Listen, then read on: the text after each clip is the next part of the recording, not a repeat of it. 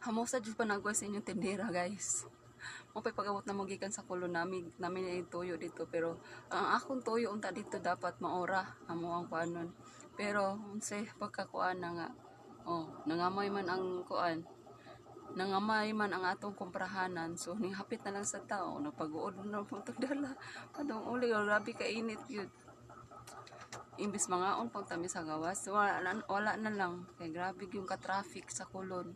Maglugos ka og lusot, bisag motor ra imong gigamit, grabe yung kuan na. Sikit kista ng mga sakyanan, grabe yung daghan na mo kay siyang gipag-close nga area tungod sa maabot na Sinulog Puhon. So Sinulog Festival sa Cebu Puhon. Mao nang kuan, traffic yun siya kay dahang nang gipang-close niya mga uban mapasad na ka kuan kung asa dapita ang gi-close nga agianan. Parehas na mo kaniha gatuyok-tuyok mi kay ang agianan nagtuyok-tuyok ang agianan kawami kabaw nga because sa dito dapita dito mo ang mga agianan na mo nga lusot-lusot lang ba kami gakuan nga dahom nga nag-close na sila sayo nga dapat sa una kay mag-close na sila mga alas 4, alas 5 to pata kuan na hangtod na gabi.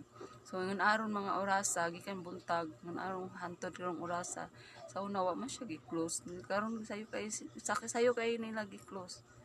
Siguro daghan jud kay tao kay sa kuan pa lang no sa mga sakyanan pa lang maglisod na gyud og lusod 2 wheels pa gani ni ato aha samot na siguro ng 4 wheels diba grabe ka init mo ibis maon na lang hapit wa na lang jud kay maglisod na sad maabtan mi og ng rush hour ang rush hour baka mga alas 3 hangtod gabi na 14 na yung daghanang mga sakyanan maglisod na sa jud ka ako alusot niya hay blaron ba ning usa alisod na kastanan ko mag traffic niya magdutdo magkuana ng mga magilugay na sila space ng mga motor baya basta ingon ana kay dagko biya kastanan ato ang kasabay labi na pa doong south di ba yun lang mga kasari ang update natin for today's video.